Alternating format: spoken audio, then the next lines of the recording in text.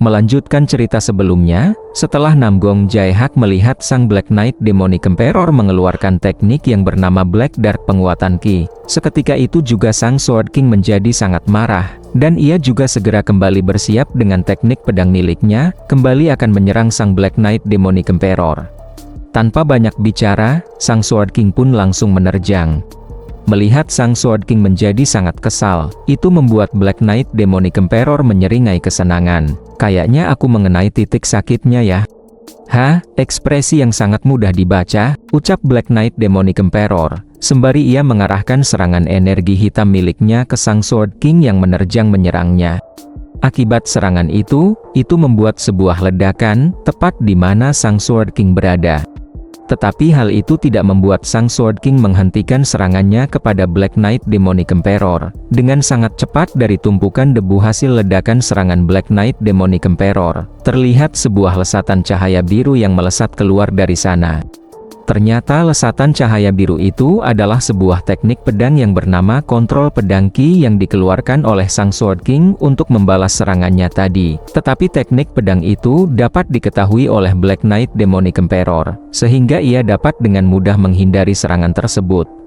Triknya kakek-kakek ya, ejek sang Black Knight Demonic Emperor ke Sword King terhadap tekniknya itu. Hah, kaulah yang akan membutuhkan trik. Balas Namgong Jae-hak merespon ucapan sang Black Knight Demonic Emperor sembari mengarahkan teknik pedang miliknya untuk terus menyerang. Walau serangan sang Sword King sangat cepat, tetapi masih dapat dengan mudah dihindari Black Knight Demonic Emperor. Dan terlihat, dari kedua benturan teknik mereka menghasilkan sebuah ledakan yang cukup dahsyat. Pertarungan yang sangat sengit itu, antara sang Sword King dan Black Knight Demonic Emperor disaksikan oleh Namgong Cheon sang kepala pemimpin klan Namgong, yang hanya berdiam diri, belum ikut terlibat dalam pertarungan tersebut, menginjak udara, dan menggunakan penguatan Ki layaknya tangan dan kaki. Dia benar-benar yang terhebat dari faksi unortodoks, sang Heavenly Evil, gumam sang pemimpin klan Namgong. Kemudian, ia juga memperhatikan kondisi orang-orangnya yang pada saat itu banyak di antara mereka yang sedang dalam kondisi terluka akibat insiden tersebut. Sekarang bukan waktunya memikirkan harga diri martial artist. Dampak yang diterima klan akan parah jika diteruskan begini, pikir Namgong Cheon di dalam benaknya. Di saat Namgong Cheon masih memikirkan kondisi yang terjadi di dalam klan miliknya, tiba-tiba dari belakangnya ada seseorang yang datang dengan niat menghabisi yang sangat pekat. Sosok pemimpin klan Namgong berniat bekerja sama dengan orang lain kayak pecundang, ucap orang misterius itu ke Namgong Cheon. Menyadari kehadiran orang tersebut dengan sangat tiba-tiba, itu membuat sang pemimpin klan Namgong itu menjadi sedikit kaget. Dan dengan sangat cepat kedua serangan mereka seketika saling berbenturan. Lalu Namgong Cheon pun mengambil langkah mundur untuk menjaga jarak setelah kedua serangan mereka saling berbenturan dengan sangat dahsyat. Dia adalah seorang master. Siapa sebenarnya dia? Gumam Namgong Cheon di dalam benaknya, bertanya sendiri tentang orang yang baru saja menyerangnya.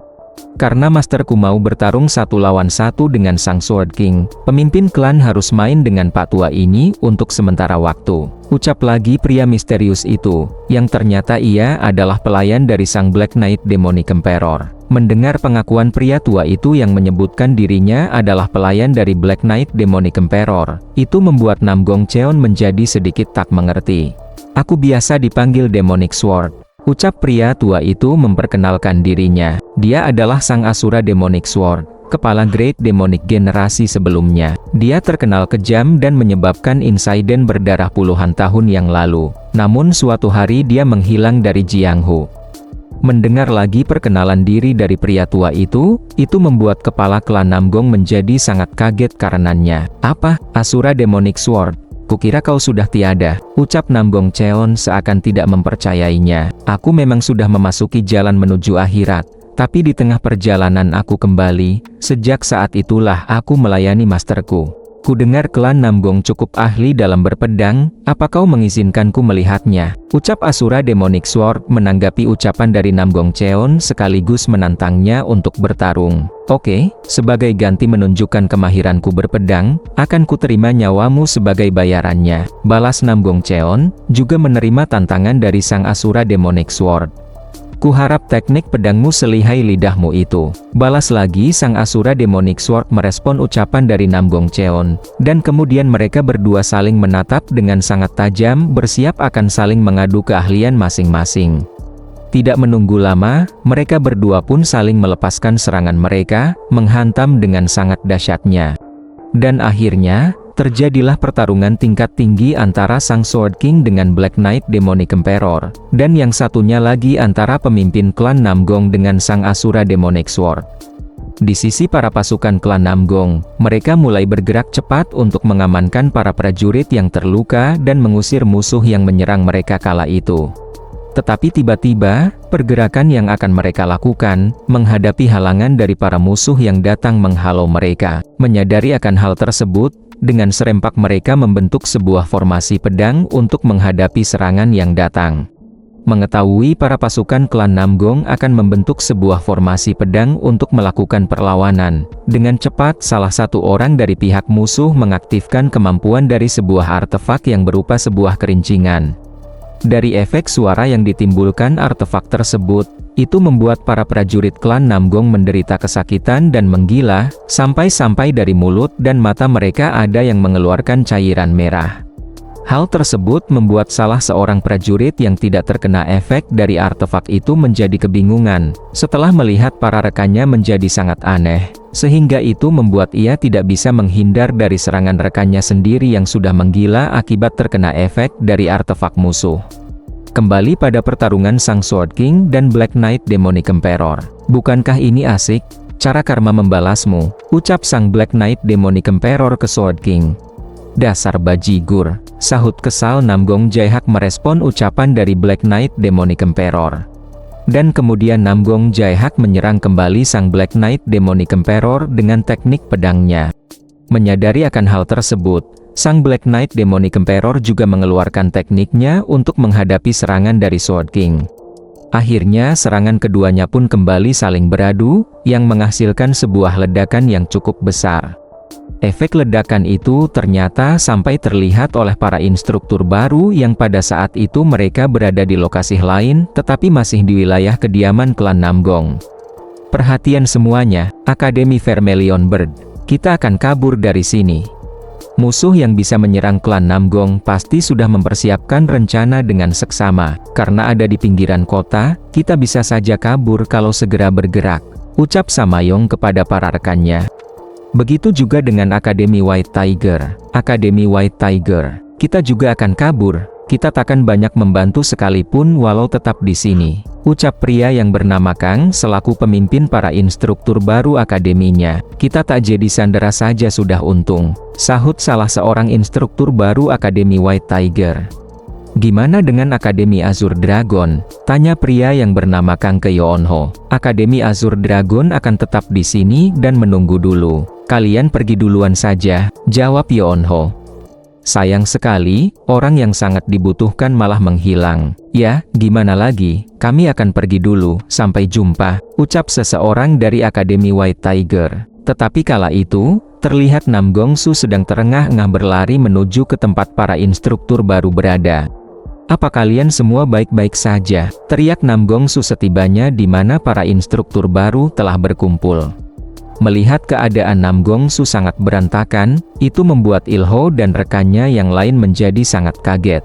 Instruktur Namgong Su, apa ada yang terluka atau mati? Tanya Ilho ke Namgong Su. Tidak ada. Di mana Baek Suryong? Jawab Namgong Su sekaligus bertanya balik ke Ilho. Kami tidak tahu. Dia sudah tidak ada saat kami balik ke asrama, jawab Ilho ke Namgong Su. Mendengar jawaban Ilho, itu membuat Namgong Su menjadi sangat kesal.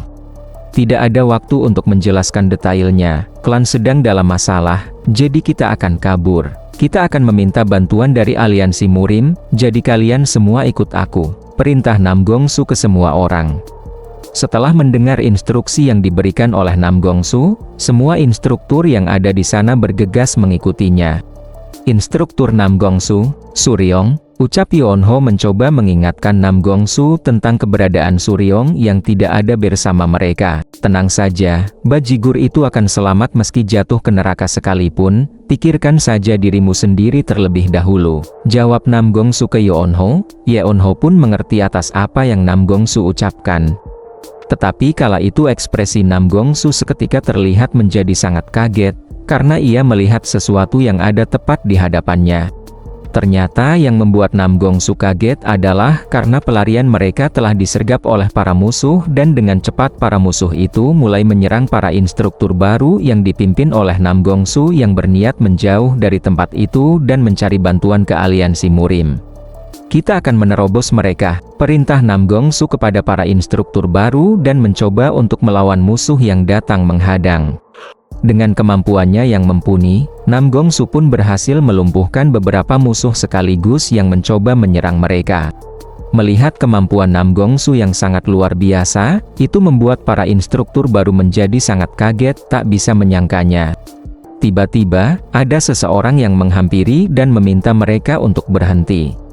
Ternyata yang datang menghampiri Nam Gongsu dan para instruktur baru adalah Sang Master Mahatahu. Tuan muda ketiga, kenapa Anda membawa mereka ke arah gunung? Tanya Sang Master Mahatahu ke Nam Gongsu. Aku mau membawa mereka ke aliansi Murim. Jawab Nam Gongsu. Saya akan membantu. Lebih cepat kalau lewat jalur kiri. Ucap lagi Sang Master Mahatahu ke Nam Gongsu, mencoba membantu pelarian mereka. Nam Gongsu pun berterima kasih atas bantuannya.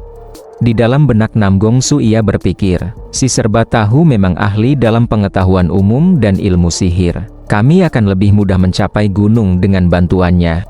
Tetapi setelah Nam Gongsu berpikir demikian terhadap Sang Master Mahatahu, seketika ia merasakan sesuatu yang tidak benar. Dengan cepat Nam Gongsu pun melayangkan sebuah tebasan balasan kepada Sang Master Mahatahu. Wah, kau bisa menghindar dari jarak segitu ya? Ternyata rumor kaulah yang terlemah dari ketiga putra klan Namgong salah ya? Ucap Sang Master Mahatahu, yang ternyata ia telah berhasil menyerang Nam Gongsu secara diam-diam dan menghindar dari serangan balasan Nam Gongsu. Kau ternyata pengkhianat, ucap Nam Gongsu ke Sang Master Mahatahu. Sekaligus Nam Gongsu juga baru menyadari bahwa belati dari serangan diam-diam yang dilakukan Sang Master Mahatahu telah diracuni.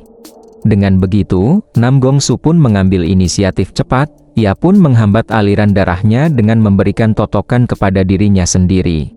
Lalu, terlihat Nam Gongsu melepaskan belati yang sebelumnya telah tertancap di tubuhnya. Daya tahan yang hebat, padahal racunnya mematikan, bahkan kebanyakan martial artist takkan mampu menahannya. Ucap Sang Master Mahatahu, setelah melihat apa yang telah Nam Gongsu lakukan terhadap dirinya sendiri untuk mengantisipasi racun yang telah ia terima.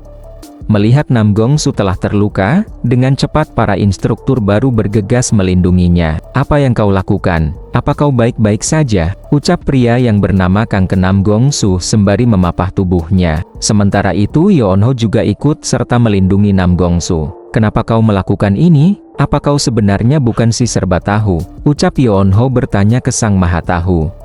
Ternyata bajigur ini masih belum mengerti padahal sudah melihat. Aku memang si serba tahu, tapi aku punya identitas lain yaitu tetua kultus Blood. Ucap Sang Mahatahu mengungkap siapa dirinya yang sebenarnya sembari ia juga mengeluarkan sebuah artefak yang berupa kerincingan, yang ternyata ia jugalah yang telah mengaktifkan artefak itu pada para prajurit klan Namgong di peristiwa sebelumnya. Mendengar ungkapan itu secara langsung dari Sang Mahatahu tentang jati dirinya yang sebenarnya, sontak itu membuat semua orang yang ada di sana menjadi sangat terkejut. Karena sekarang kalian sudah tahu, takkan ada yang bisa kabur dari sini hidup-hidup. Ucap Sang Mahatahu ke para instruktur baru, hal tersebut seketika membuat mereka menjadi semakin panik. Dan akhirnya Sang Mahatahu mengaktifkan artefaknya. Sembari mengaktifkan artefaknya itu, ia juga tertawa menyeramkan yang mengarah ke para instruktur baru, yang menurutnya sebentar lagi mereka semua akan berakhir mengenaskan. Sesaat kemudian terlihat sebuah langkah kaki mendekati mereka dan kemudian terlihat wajah orang-orang yang sedang mendekat itu seperti zombie. Ternyata mereka adalah para pasukan Heavenly Sword dari klan Namgong, yang kala itu sedang dalam kondisi tidak sadarkan diri dan terkontrol oleh artefak Sang Mahatahu. Hal itu diketahui juga oleh para instruktur baru. Memang, tapi sekarang mereka adalah makhluk yang ditempeli demonic soul milik kultusku. Klan Namgong kalian telah merasakan kejayaan berkat darah kultusku. Jadi sekarang waktunya membayar harganya, habisi mereka semua, ucap Sang Maha Tahu kepada orang-orang yang sedang dalam kontrol artefaknya, memerintahkan mereka untuk menghabisi Namgongsu dan para instruktur baru yang ada di sana. Sial, semuanya angkat senjata kalian, berkumpullah dan bentuk formasi pertahanan. Kita harus bertarung dengan pasukan Heavenly Sword, sahut Namgongsu, memberikan instruksi kepada para instruktur baru. Dan dalam keadaan yang sangat terjepit di situasi klan Namgong dan juga para instruktur baru yang sedang berhadapan dengan Sang Maha Tahu, akhirnya sang tokoh utama telah hadir. Kala itu terlihat Suryong telah mengaktifkan artefak yang berupa sebuah seruling yang baru saja didapatnya. Dari suara artefak tersebut, terlihat energi pekat berwarna kehitaman, itu menyebar. Perlahan energi tersebut mengarah ke arah Gunung Heavenly Lord di mana keberadaan Namgongsu dan juga para instruktur baru berada.